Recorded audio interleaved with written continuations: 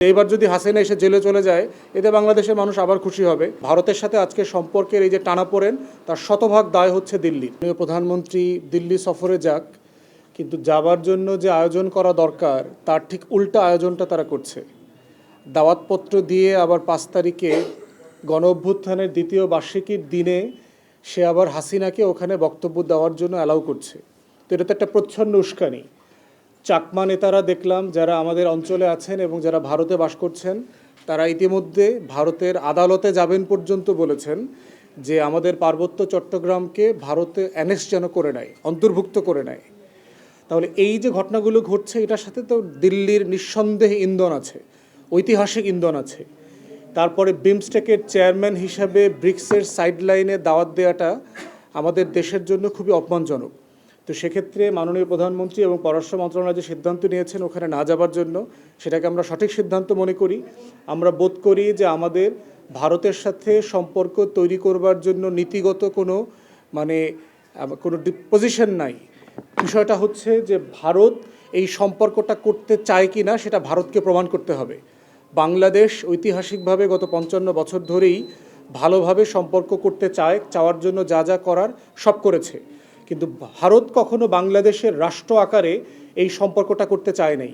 অতএব এইটার পুরো দায়িত্ব যা কিছু আছে সব কিছু হচ্ছে চাণক্যপুরী থেকে হতে হবে, ভারত থেকে হতে হবে, দিল্লি থেকে হতে হবে। এবং ভারতের সাথে আজকে সম্পর্কের এই যে টানাপোড়েন, তার শতভাগ দায় হচ্ছে দিল্লির। দিল্লি এই ধরনের হাসিনা মার্কা লোকদেরকে যদি ক্ষমতায় আসীন করবার চেষ্টা করে, আগামী দিনগুলোতেও চেষ্টা করে, তাকে যদি আবার 81-র মতো ফেরত পাঠায়, তাহলে তো সেটা ক্ষমতা এবার সম্পর্ক উন্নয়ন হবে। 81 সালে সে এসে শহীদ জিয়ার হত্যাকাণ্ডের সাথে জড়িয়ে গেছে, এরকম একটা বাস্তবতা আছে।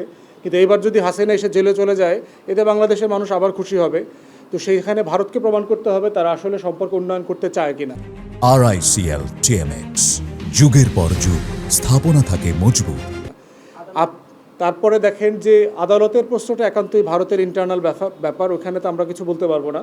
বাট একটা বিষয় হচ্ছে ইন্টারপোলের মাধ্যমে একটা দাগি আসামির জন্য আমাদের পক্ষ থেকে বলা হয়েছে, আমাদের সাথে এক্সট্রাডিশন আইন আছে।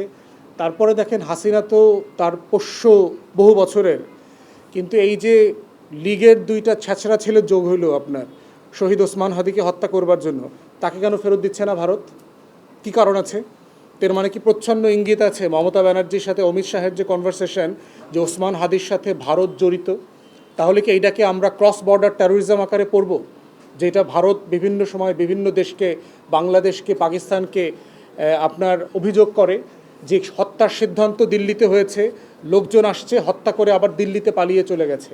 তাহলে কি বাস্তবতাটা এরকম? এবং এই হত্যার হুমকি কিন্তু আওয়ামী লীগের লোকজন এখনও বন্ধ করে নাই।